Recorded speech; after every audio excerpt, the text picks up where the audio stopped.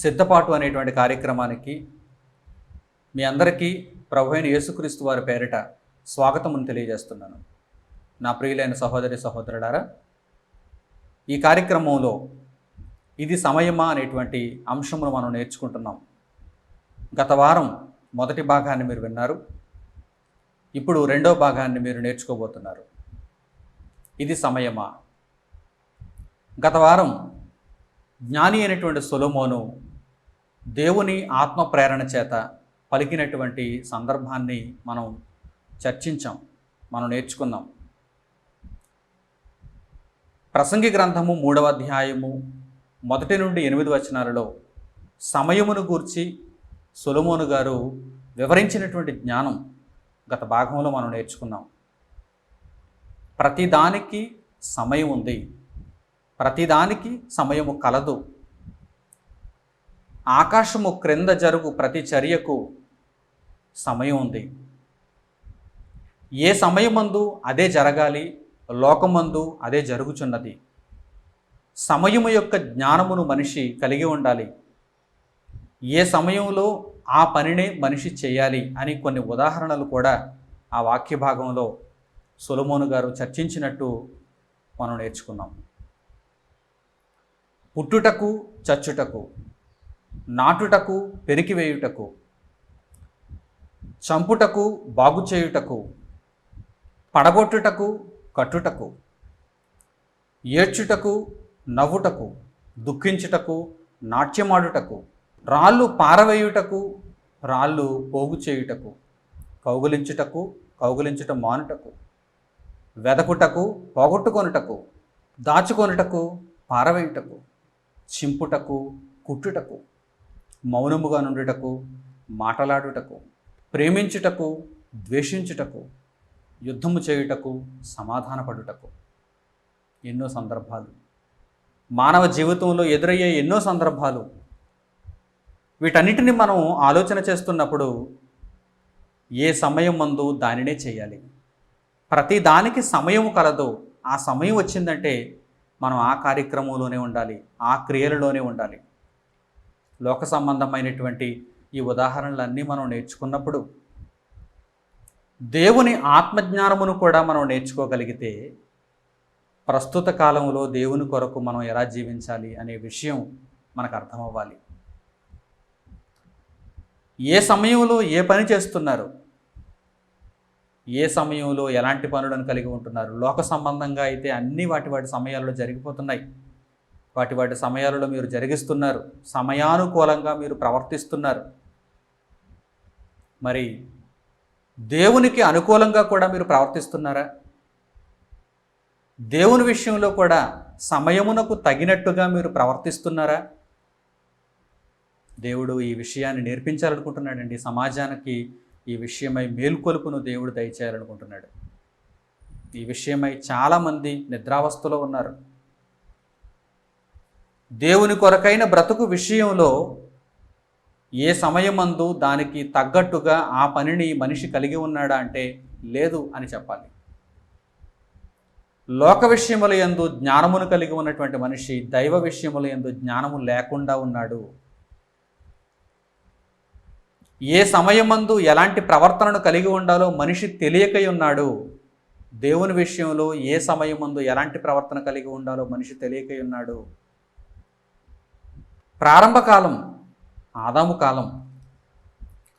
ఆ తర్వాత కొందరు మనుషులు భూమి మీద ఉద్భవించారు. జనాభా పెరిగింది.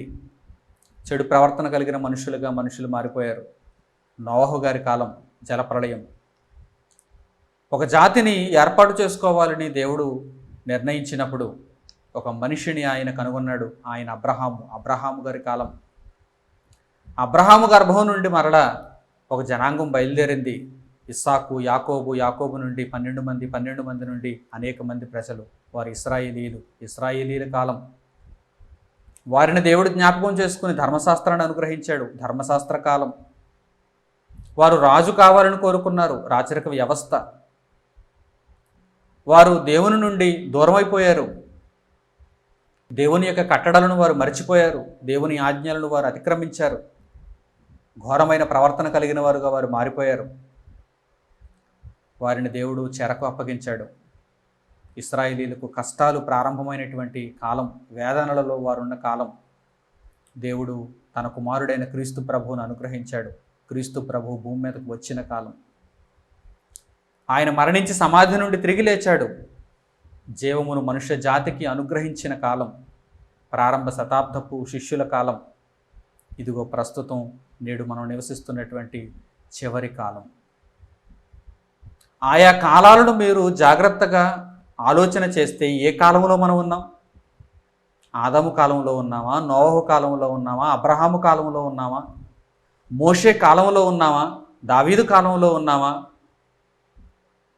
చెరపట్టబడినటువంటి ఇశ్రాయేలీయులు బహువేదనలు అనుభవిస్తున్నటువంటి కాలంలో మనం ఉన్నామా? యేసుక్రీస్తు ప్రభు అప్పుడే లోకంలోనికి వచ్చినటువంటి కాలంలో ఉన్నామా? లేదు. ప్రభువు రెండవ రాకడకు సిద్ధపడుతున్నటువంటి కాలంలో మనం ఉన్నాం. ఈ కాలంలో ఉన్నటువంటి మనం దేవుని కొరకు ఎలా బ్రతకాలి? ఆయా కాలాలలో ఉన్న నీతిమంతులు దేవుని కొరకు ఎలా బ్రతికారు? ఈ కాలంలో ఉన్న మనం దేవుని కొరకు ఎలా బ్రతకాలి? ఆదాము కాలంలో ఉంటే ఇంకా అబ్రహాము గారి కాలం వస్తుంది, ఇంకా దావీదు గారి కాలం వస్తుంది, ఇంకా ప్రభువు కాలం వస్తుంది అని అనుకోవటానికి వీలుంది. లేక నోవహు గారి కాలంలో ఉంటే ఇంకా చాలా కాలాలు వస్తాయిలే అని అనుకోవటానికి వీలుంది. కనీసం మోషే గారి కాలంలో ఉన్న, దావీదు గారి కాలంలో ఉన్న ఇంకా చాలా కాలాలు వస్తాయిలే అని అనుకోవటానికి వీలుగా ఉంది. కానీ ప్రస్తుతం మనం ఎలాంటి కాలంలో ఉన్నాం? అన్ని కాలాలు గడిచిపోయాయి, అన్ని సమయాలు గడిచిపోయాయి. ఇప్పుడు మనం చివరి చివరి చివరి కాలంలో ఉన్నాము, చిట్ట చివరి కాలంలో ఉన్నాము. దేవుని కుమారుడైన యేసుక్రీస్తు శరీరధారిగా భూమి మీదకి వచ్చినప్పుడే అంత్యకాలం ప్రారంభమైపోయింది. ఆ అంత్యకాలంలో కూడా మనం చిట్ట చివరనున్నాము, చిట్ట చివరనున్నాము. ఈ కాలంలో మనం ఎలా ప్రవర్తించాలి? మనుషులు ఎలా ప్రవర్తిస్తున్నారు? మనుషులు ఎలా ప్రవర్తిస్తున్నారు? మనిషి యొక్క వింత ప్రవర్తనను గూర్చి ఒక ఉదాహరణ చెబుతాను. మనిషి యొక్క వింత ప్రవర్తనను గూర్చి ఒక ఉదాహరణ చెబుతాను. ఒక సంవత్సర కాలం క్రితం కరోనా అనేటువంటి వ్యాధి వచ్చింది, మొదలైంది, అనేక మందిని నాశనం చేసింది. ప్రజలందరూ కూడా భయభ్రాంతులకు గురైపోయారు. ప్రపంచ దేశాలన్నీ కూడా వణికిపోయాయి. కరోనా కాస్త నెమ్మదించింది. కరోనా ఎప్పుడైతే నెమ్మదించింది, ఇది కాస్త తగ్గింది అని ప్రజలు అనుకున్నారో, వెంటనే విచ్చలవిడిగా పెళ్ళిళ్ళు,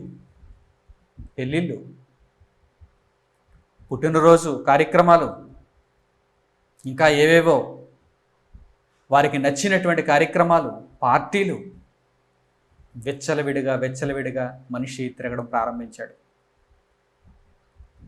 ఒక సంవత్సర కాలం క్రితం లాక్డౌన్,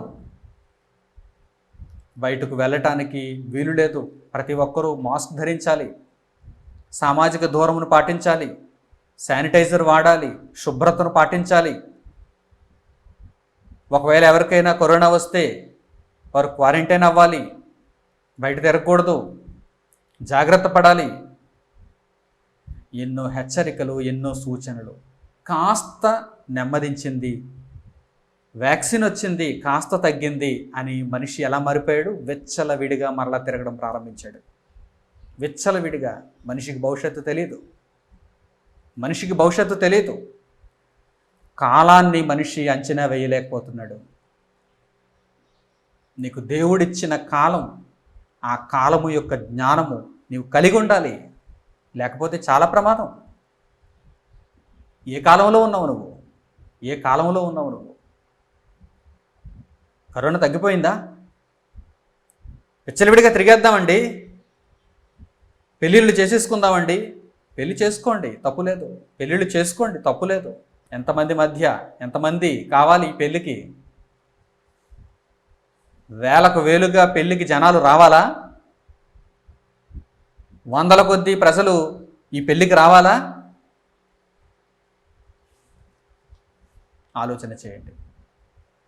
కాలము యొక్క జ్ఞానం మనిషికి లేదు గనక ఈరోజు ఎవడో చేసినటువంటి తప్పుడు కార్యక్రమానికి ఎందరో అమాయకులు బలైపోతున్నారు. ఎవడో చేశాడు ఒక తప్పుడు కార్యక్రమం, పెండ్లి కుమారుడు పెండ్లి కుమార్తె ఇద్దరికి తాళి కట్టించి పంపించవయ్యా. వారికి పెళ్లి పరమార్థాన్ని తెలియజేసి పెండ్లి కుమారుని చేత తాళి కట్టించి పంపించు. దీనికి భోజనాలు పెట్టాలి, కట్న కానుకలు తీసుకోవాలి, ఫోటోలు తీసుకోవాలి, వీడియోలు ఉండాలి. ఎంత పిచ్చిగా మనిషి ప్రవర్తన మారిందో చూడండి. ఒకవైపు భయంకరమైనటువంటి రోగం ప్రపంచాన్ని చుట్టుముడుతున్నటువంటి పరిస్థితుల్లో పెళ్లి చేసుకోవాలి, ఆ పెళ్ళికి వేలాదిగా ప్రజలు రావాలి. ఏంటయ్యా జ్ఞానం లేని ప్రవర్తన, ఏంటయ్యా ఇది? ఒకవైపు చావు తరుముకుంటూ వస్తుంటే నీకు ఇప్పుడు పెళ్లి కావాలి. ఈ పెళ్లి కూడా చడీ చప్పుడు లేకుండా చేసుకోలేవా? ఇటువైపు ఇద్దరు తల్లిదండ్రులు, ఇటువైపు ఇద్దరు తల్లిదండ్రులు, మధ్యలో పెళ్లి చేసేటువంటి ఒక ఆయన, పెద్ద ఆయన పెట్టి పెళ్లి చేసుకోవచ్చుగా? లేదు, అనేక మంది రావాలి, అనేక మంది రావాలి. ఎందుకంటే ఎవడో ఒకడు కరోనా తేవాలి, అందరికీ అంటించాలి, పంపించాలి. వచ్చిన వరకు భోజనం పెడుతున్నావా, కరోనా ఇస్తున్నావా? పెళ్ళికైనా అంతే, చావుకైనా అంతే, ఇంటిలో దిగడానికైనా అంతే, పిల్లాడి పుట్టినరోజు వచ్చినా అంతే. ఫంక్షన్ ఫంక్షన్ ఫంక్షన్, ఆర్భాటం. మరి ఇప్పుడేమైంది? ఇప్పుడేమైంది? మరలా సరిగ్గా సంవత్సరం అయింది, మరలా సెకండ్ వేవ్ వచ్చింది, రెండోసారి 2.0 రూపం మార్చుకుంది. కొత్త స్ట్రెయిన్స్ వస్తున్నాయి, జాగ్రత్త లేదు. ప్రభుత్వాలు గోల పెడుతున్నాయి, జాగ్రత్త లేదు. ఒకానొక సమయంలోనండి, ఈ మధ్యకాలంలో ఒకానొక సమయంలో ఎవరైనా మాస్క్ పెట్టుకుని బయటకు వెళ్తే వారిని అందరూ వింతగా చూసేవారండి, చోద్యం. కరోనా తగ్గిపోయింది కదా, వీడేంటి మాస్క్ పెట్టుకున్నాడు? కరోనా తగ్గిపోయింది కదా, ఈమెంటి మాస్క్ పెట్టుకుంది? అంటే ఈమెకేలో ఉంది జాగ్రత్త, ఈయనకేలో ఉంది జాగ్రత్త.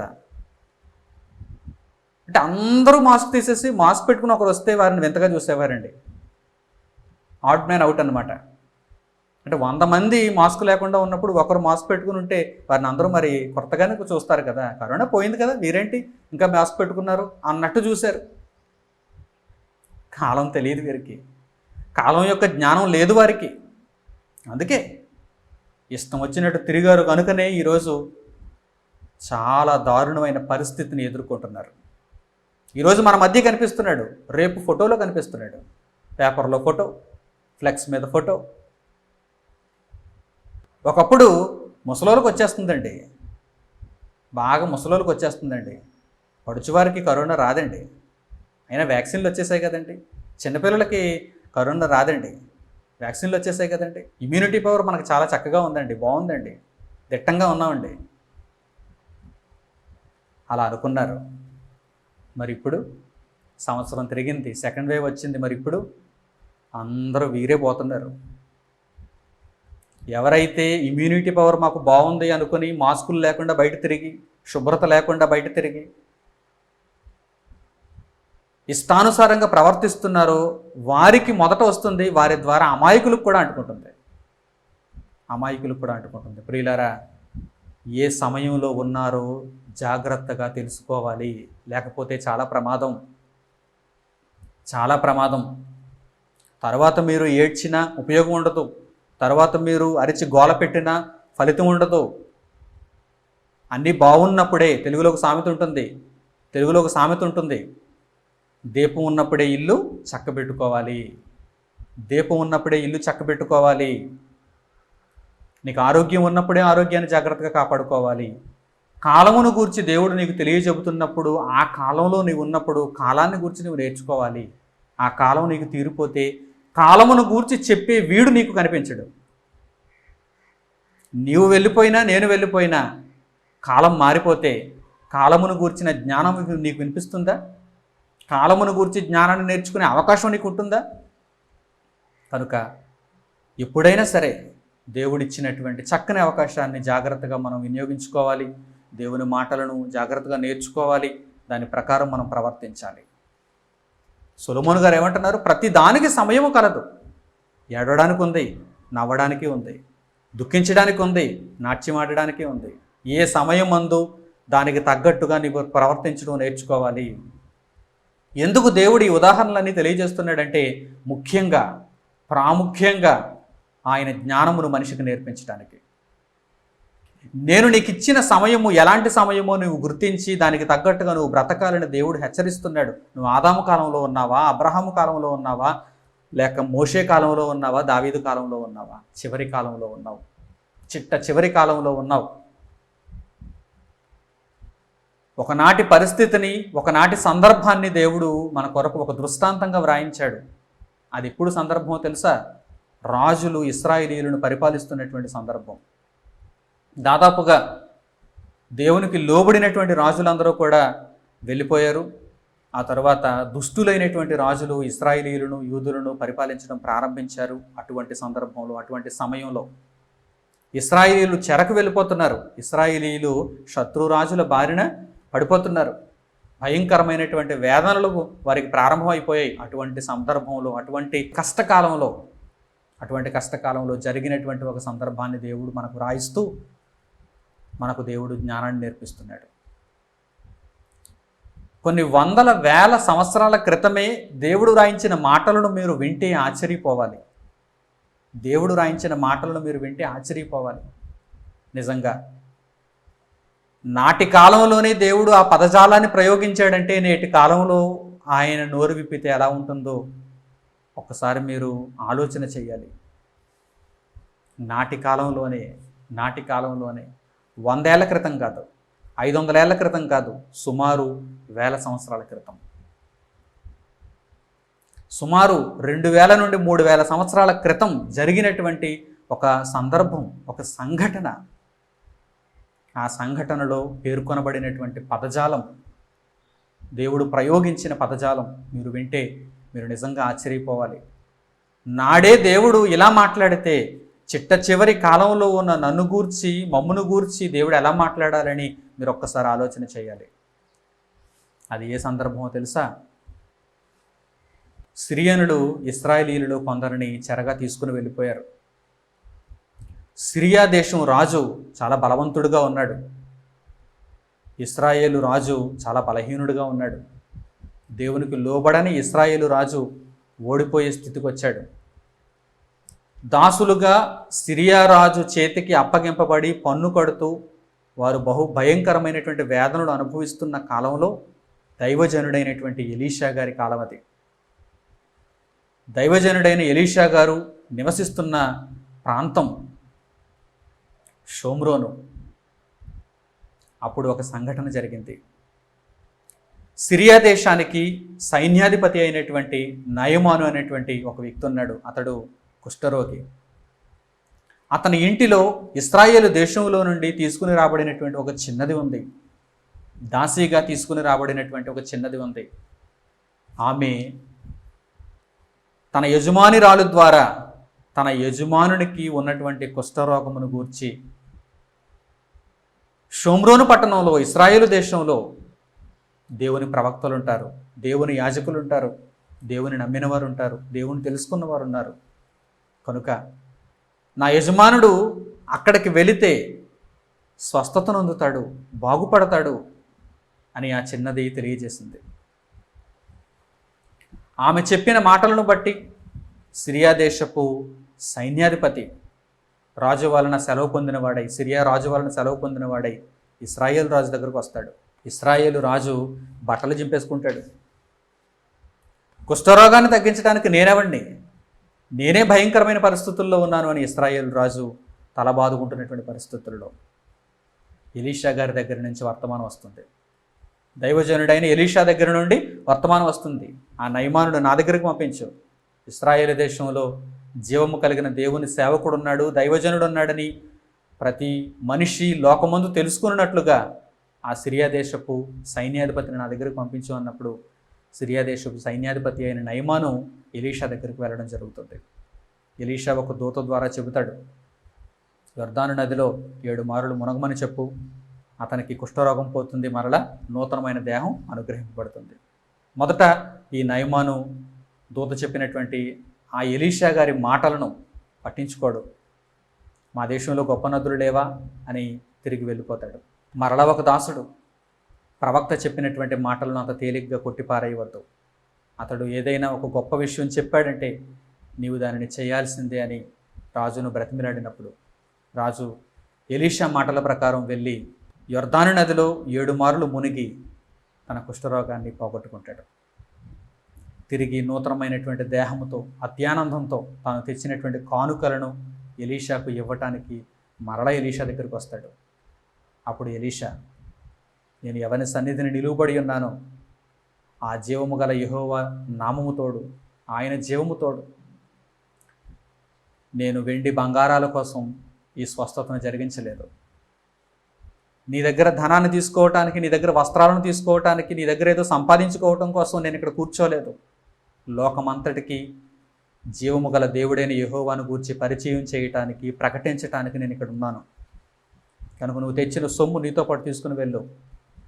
నీవు పొందిన స్వస్థతను గూర్చి నలుగురికి చెప్పు. జీవము గల దేవుడు యెహోవా అని నీవు తెలియచేయి, వెళ్ళు అని చెప్పినప్పుడు వెళ్ళిపోతాడు. ఇక్కడి వరకు చరిత్ర పాఠం మీరంతా రాజులు 2వ గ్రంథం 5వ అధ్యాయాన్ని చదివితే ఈ చరిత్ర పాఠం మీకు అర్థమవుతుంది. అయితే ఇక్కడ ఎలీషా గారి దగ్గర ఉన్నటువంటి ఒక పనికిమాలిన శిష్యుడు, కాలము యొక్క జ్ఞానము లేనటువంటి శిష్యుడు, గేహజీ అనేటువంటి ఒక శిష్యుడు ఉన్నాడు. వాడు నయమాను ఎలీషా గారికి ఇచ్చినటువంటి వెండి బంగారు వస్త్రములను తీసుకోవటానికి ఎలీషాకు మనస్సు లేదని, ఎలీషా వాటిని తిరస్కరించటం ఇష్టం లేనటువంటి గెహాజీ మరలా ఆ నయమాను వెనకపోయి కుయుక్తితో అబద్ధం ఆడి కొంత సొమ్మును, కొన్ని వస్త్రాలను తిరిగి తెచ్చుకుంటాడు. ఎలీషా గారి ముందు ఆ గెహాజీ నిలబడినప్పుడు ఎలీషా గారు గెహాజీని అడుగుతున్నారు, గెహాజీ నువ్వు ఎక్కడికి వెళ్ళావు, ఎక్కడి నుండి వస్తున్నావు? ఆ సందర్భాన్ని మీరు చూడాలి, ఆ మాటలను మీరు చదవాలి. అక్కడ దేవుడు ప్రయోగించిన అద్భుతమైనటువంటి పదజాలాన్ని మీరు చూస్తే నిజంగా నాటి కాలంలో దేవుడు ఇంత గొప్ప పదాలను ప్రయోగించాడా? ఇంత కఠినమైనటువంటి వాక్యములు ఆనాటి కాలంలో వారికి ప్రయోగింపబడ్డాయంటే ప్రస్తుత కాలంలో ఉన్న మనం వాటిని విన్న తర్వాత, వాటిని నేర్చుకున్న తర్వాత ఎంత జ్ఞానాన్ని పొందాలి, ఎంత సిద్ధపాటును కలిగి ఉండాలి, ఎంత వివేకమును తెచ్చుకోవాలి, కాలమును గూర్చిన జ్ఞానమును ఎంత ఉన్నతమైనదిగా మనం నేర్చుకోవాలి. ఈ విషయాలన్నీ మనకు అర్థమవుతాయి. కనుక పరిశుద్ధ గ్రంథమును తెరచి రాజులు 2వ గ్రంథము 5వ అధ్యాయము 26, 27 వచనాలను చూడండి. రాజులు 2వ గ్రంథము 5వ అధ్యాయము 26, 27 వచనాలు. అంతటి ఎలీషా వానితో, ఆ మనుష్యుడు తన రథము దిగి నిన్ను ఎదుర్కొనుటకు తిరిగి వచ్చినప్పుడు నా మనస్సు నీతో కూడా రాలేదా? ద్రవ్యమును, వస్త్రములను, ఒలీవ చెట్ల తోటలను, ద్రాక్ష తోటలను, గొర్రెలను, ఎడ్లను, దాసదాసీలను సంపాదించుకొనుటకు ఇది సమయమా? కాబట్టి నయమానునకు కలిగిన కుష్టు నీకును నీ సంతతికి సర్వకాలము అంటియుండును అని చెప్పగా వాడు మంచు వలె తెల్లనైన కుష్టము కలిగి ఎలీషా ఎదుట నుండి బయటికి వెళ్ళెను.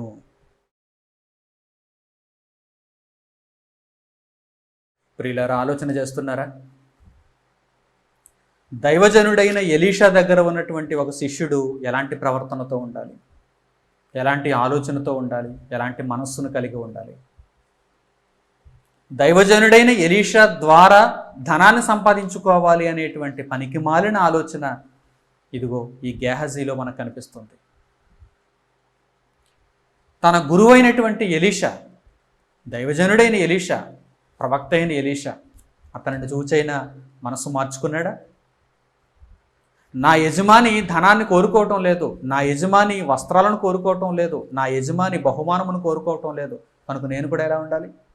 నమ్మకంగా ఉండాలి, న్యాయంగా ఉండాలి, ఏ సమయమందు ఎలా ప్రవర్తించాలో నా యజమానికి తెలుసు అని ఆ యజమానిని చూచైనా జ్ఞానమును అందలేకపోయాడు, కన్నులు తెరుచుకోలేకపోయాడు.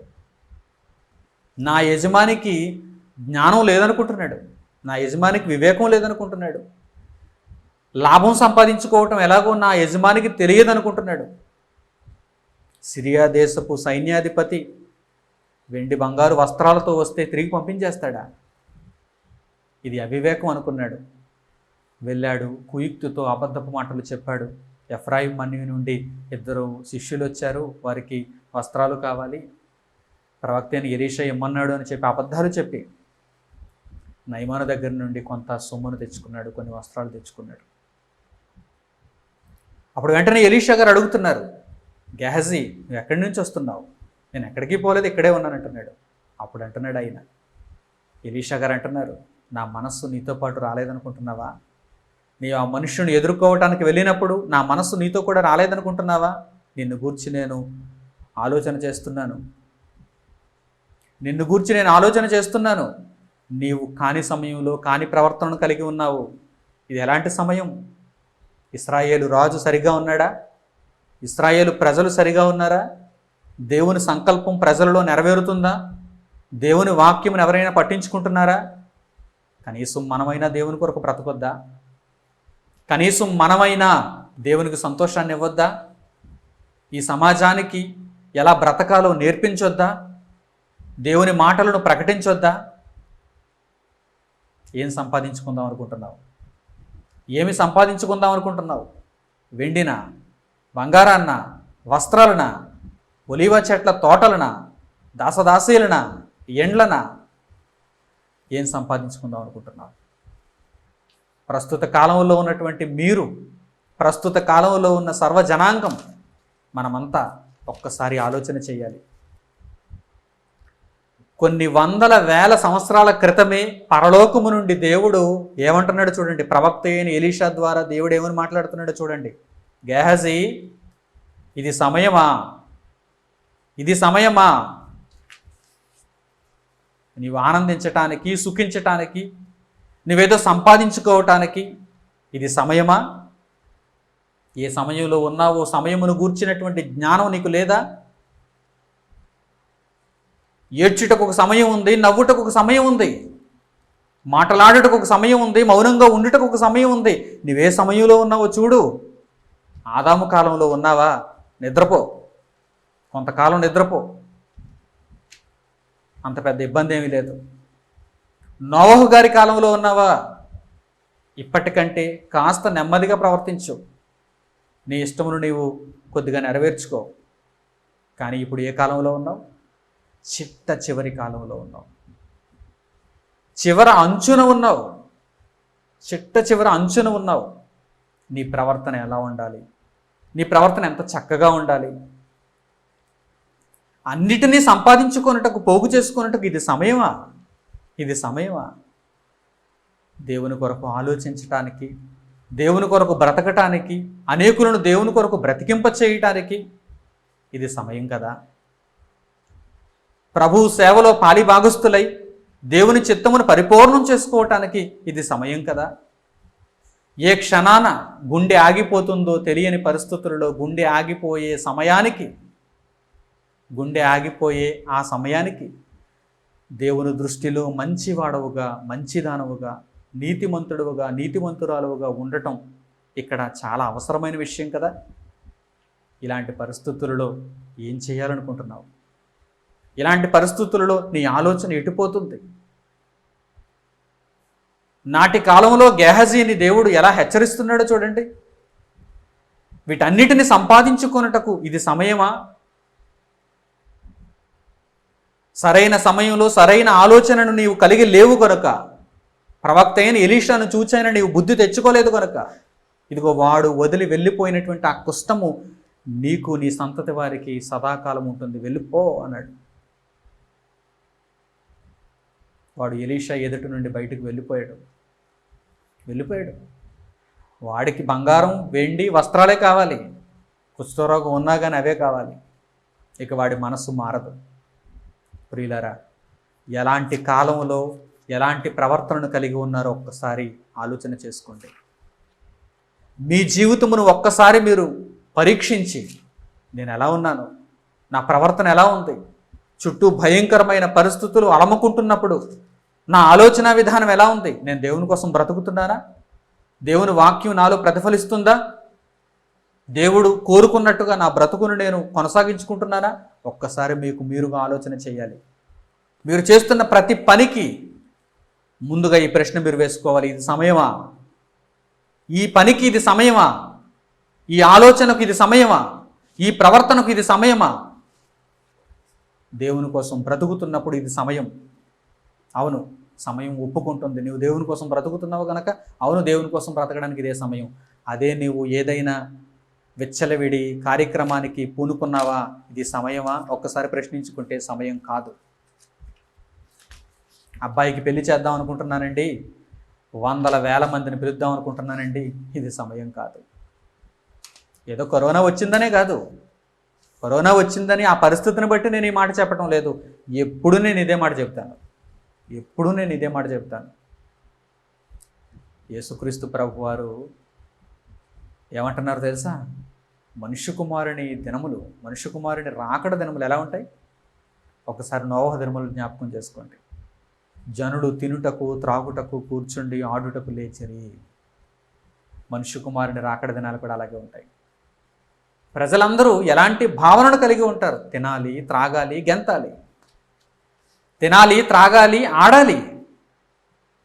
తిన్నది త్రాగినది అరగటానికి ఆడాలి, గెంతాలి. ఇది సమయమా? సినిమా థియేటర్కి వెళ్ళి కూర్చొని సినిమా చూడటానికి ఇది సమయమా? మద్యపానాసక్తుడవై ఒక లైన్లో నించుని కేసులు కొద్దీ మందుబాటులు ఇంటికి పట్టుకెళ్ళిపోవటం, దానికి ఇది సమయమా? డ్రగ్స్ చేత నీ శరీరాన్ని కలుషితం చేసుకోవటానికి ఇది సమయమా? విస్తారమైన ఆస్తిని సమకూర్చుకోవటానికి ఇది సమయమా? ఒకవైపు రోగులు ధనాన్ని చెల్లించి ఆరోగ్యాన్ని పొందటానికి అల్లాడిపోతుంటే ఇంజక్షన్ల ధర పెంచేసి, టెస్టుల ధర పెంచేసి, వైద్య సదుపాయాల ధరలు పెంచేసి ఇదే కరెక్ట్ సమయం అనుకుంటున్నాడు వాడు. వీరి దగ్గర నుండి డబ్బులు లాగాలంటే ఇదే సమయం, ఇప్పుడే ఇస్తారు వీరు డబ్బులు. తలో మూలో తాకట్టు పెట్టి డబ్బు ఇప్పుడే ఇస్తారనుకుంటున్నాడు వాడు. ఒక డాక్టరు లేక ఒక ఔషధాలను అమ్మేవాడు. ఆలోచన చేయండి. ఒక వ్యాపారస్తుడు ఇలాగే అనుకుంటున్నాడు, ఒక అధికారి ఇలాగే అనుకుంటున్నాడు. ఇదే సమయం, ఇప్పుడైతేనే వీరు డబ్బిస్తారు. వారి బలహీనతను ఆసరాగా చేసుకొని ఈరోజు ధనాన్ని సంపాదించుకుంటున్నారు. ఇది సమయమా? శవాన్ని తీసుకుని వెళ్ళి పూడ్చడానికి కూడా ఈరోజు డబ్బులు అధికంగా వసూలు చేస్తున్నారంటే ఎంత భయంకరమండి. ఇది సమయమా? డబ్బు ఇప్పుడే సంపాదించుకోవాలండి అంటాడు ఒక్కొక్కడు. ఇలాంటి పరిస్థితుల్లోనే డబ్బు సంపాదించుకోవాలి అంటాడు. అంతే తప్ప జాలిగా, కరుణతో, దయతో ఉంటాడా? వాళ్ళలో దేవుడేడి? వాడు అలా ఉండటానికి వాళ్ళలో దేవుడేడి? కనుక ప్రియులైన నా సహోదరి సహోదరులారా, ప్రపంచ పరిస్థితి చాలా దారుణంగా ఉన్నప్పుడు ఒకవైపు ఇజ్రాయెల్ పాలస్తీనా ఎలా ఉన్నాయి చూసారా? అగ్గి మీద గుగ్గిలం. ఏ క్షణాన వారిద్దరూ మూడో ప్రపంచ యుద్ధానికి తెర తీస్తారో తెలియని పరిస్థితి. చాలా దారుణం. మరోవైపు ప్రకృతి వైపరీత్యాలు, తుఫాన్లు, వాయుగుండాలు, భూకంపాలు, సునామీలు, మరోవైపు రోగాలు, మరోవైపు అక్రమకారులు, ఒకవైపు ఉగ్రవాదులు. ఎన్ని సమస్యలు. ఇలాంటి భయంకరమైన సమస్యల మధ్య నీ ఆలోచన ఎలా ఉంది? నీవు దేని కొరకు ఆలోచిస్తున్నావు? దేవుని కొరకు బ్రతకటానికి నిర్ణయం తీసుకో. నీ జీవితమును దేవుని కొరకు అర్పణ చెయ్యి. నీ జీవితమును దేవుని కొరకు ప్రతిష్ఠించు. ఇక మీదట బ్రతుకుట క్రీస్తే, చావైతే లాభము అన్న మాదిరిగా నీవు బ్రతకవలసిన కాలం ఇది. అంతే తప్ప ఏదో సంపాదించటానికి, ఏదో విధంగా సుఖించటానికి ఇది సమయం కాదు. కనుక ప్రియులైన నా సహోదరి సహోదరులారా, చక్కని నిర్ణయం తీసుకుంటారని ప్రభు పేరిట మిమ్మల్ని అందరినీ హృదయపూర్వకంగా వేడుకుంటూ ఈ భాగమును ఇంతటితో ముగిస్తున్నాను. వచ్చే భాగంలో మరిన్ని సంగతులు ఈ విషయమే మనం నేర్చుకుందాం. అంతవరకు ప్రభు యొక్క కృపలో, క్షేమంలో మీరు నడుచుకోవాలని నేను మీకు తెలియజేస్తూ ప్రార్థనలో ఏకీభవించండి. తలలు వంచి కళ్ళు మూసుకోండి. మహోన్నతుడు అయిన మా కన్న తండ్రి, ఇది సమయం అనేటువంటి ఈ అద్భుతమైన పాఠ్యాంశం ద్వారా విశేషమైన సంగతులను మాకు వివరించి నేర్పించినందుకు మీ కృతజ్ఞతలు తండ్రి. నాయన, మీ ఆలోచనను నెరవేర్చడానికి ఇది సమయం, మీ కొరకు బ్రతకటానికి ఇది సమయం, మీ చిత్తమును పూర్తి చేయటానికి ఇది సమయం. నాయన, ఏ సమయమందు మీ పిల్లలంతా బ్రతుకుచున్నారో వారు గ్రహించటానికి, వారి మనోనేత్రములు తెరవటానికి వారికి సహాయం చేయండి. మేమంతా తగిన సమయమందు తగిన పనిని చేసి మీ సంకల్పమును పూర్తి చేసుకొని గొప్ప బహుమానమును, విశ్రాంతిని పొందగలుగుటకు అర్హత సంపాదించే నిమిత్తం మీ సహాయమును మాకు దయచేయండి. నిద్రావస్థలో ఉన్న మానవ జాతిని ఈ పాఠం మేలుకొల్పడానికి మీ కృపను అనుగ్రహించండి. మరిన్ని సంగతులు మాకు నేర్పించి మీ జ్ఞానమందు, సత్యమందు మమ్మను స్థిరపరచుమని మిమ్మల్ని కోరుకుంటూ, ప్రతి ఆపత్కాలము నుండి, భయంకరమైన పరిస్థితి నుండి మీ దూతల రక్షణ ద్వారా మమ్మను కాపాడుతున్నందుకు మీకు స్తుతులు, స్తోత్రములు తెలియజేస్తూ, కృతజ్ఞత కలిగిన బ్రతుకులు మాలో ఉండటానికి సహాయము చేయమని మిమ్మల్ని వేడుకుంటూ, ఈ ప్రార్థనా విన్నపములను మా ప్రభువును రక్షకుడునైన యేసుక్రీస్తు వారి పేరిట మిమ్మల్ని అడుగుచున్నాము తండ్రి. ఆమేన్. ప్రియులైన నా సహోదరి సహోదరులారా, ప్రతి శనివారం సాయంత్రం 7 గంటలకు సిద్ధపాటు అనేటువంటి కార్యక్రమం ప్రసారం అవుతోంది. కనుక ఏమాత్రం మీరు ఏ వారము కూడా కోల్పోకుండా దేవుని జ్ఞానమును క్రమం తప్పకుండా నేర్చుకోవాలని మీకు సూచిస్తున్నాను. ఎందుకంటే ఒక వారం మీరు విని మరో వారం వినకపోతే ఆ కంటిన్యూటీ మీకు ఉండదు. గత వారం ఏం చెప్పానో మీకు తెలియదు. కనుక క్రమం తప్పకుండా మీరు నేర్చుకోవాలి. అలాగనే కేవలం శనివారం మాత్రమే కాదు, వారంలో ప్రతిరోజు దేవుని వాక్యం మీకు అందుబాటులో ఉంది. ప్రతిరోజు ఒక క్రొత్తదైనటువంటి అంశం మీకు ఇప్పుడు అందుబాటులోనికి వచ్చింది. ఇదంతా దేవుని కృప. ఈ దేవుని కృపను మీరు నిర్లక్ష్యం చేయకుండా వినియోగించుకోవాలని, సద్వినియోగపరచుకోవాలని నేను హృదయపూర్వకంగా మీకు తెలియజేస్తున్నాను. సోమవారం నుండి శనివారం వరకు ప్రతిరోజు సాయంత్రం 7 గంటలకు సన్ ఆఫ్ గాడ్ ఆన్లైన్ అనేటువంటి యూట్యూబ్ ఛానల్లో మీకు క్రొత్త కార్యక్రమాలు, దేవుని సంగతులను మేము పరిచయం చేస్తున్నాం. అలాగనే ఆదివారం రోజు ఉదయం 11 గంటలకు, అనగా రేపటి దినం ఉదయం 11 గంటలకు ఆత్మీయ ఆరాధన సందేశం ద్వారా దేవుని ఉన్నతమైనటువంటి సంగతులను మీకు మేము అందజేస్తున్నాం. కనుక ఈ విషయాలన్నింటిలో తగు జాగ్రత్తను కలిగి ఉండాలని మిమ్మల్ని అందరినీ నేను కోరుకుంటున్నాను. అలాగనే మరొక ముఖ్యమైనటువంటి ప్రకటన ఏంటంటే, సర్వలోకానికి సువార్త మొదటి భాగము పుస్తకం సిద్ధంగా ఉంది. ఇప్పటికే చాలామందికి పోస్ట్ ద్వారా పంపించడం జరిగింది. మీకు కూడా ఈ పుస్తకం కావాలంటే కనుక మమ్మల్ని తప్పకుండా సంప్రదించండి.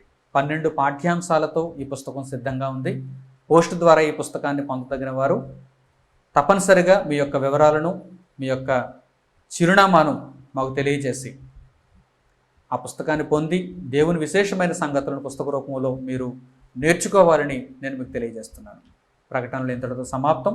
మన తండ్రైన దేవుని ప్రేమ, ఆయన కుమారుడైన యేసుక్రీస్తు ప్రభు యొక్క కృప, పరిశుద్ధాత్మ యొక్క అన్యోన్య సహవాసం మనందరికీ సదాకాలం తోడే నడిపించునుగాక. ఆమేన్. అందరికీ వందనములు. సెలవు.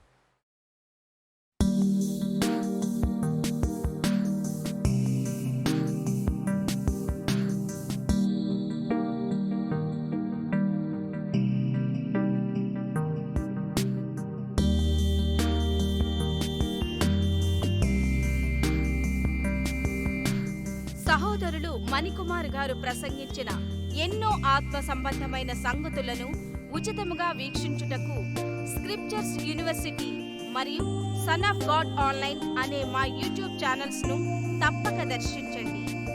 మా సమాచారమును ఎప్పటికప్పుడు తెలుసుకొని ఆత్మీయాభివృద్ధి నొందవలనంటే స్క్రిప్చర్స్ యూనివర్సిటీ మరియు సన్ ఆఫ్ గాడ్ ఆన్లైన్ అనే మా యూట్యూబ్ ఛానల్స్ ను సబ్స్క్రైబ్ చేసుకోండి. సత్వర నోటిఫికేషన్ల కొరకు సబ్స్క్రైబ్ బటన్ ప్రక్కనే ఉన్న బెల్ సింబల్ ను క్లిక్ చేయండి. ధన్యవాదములు.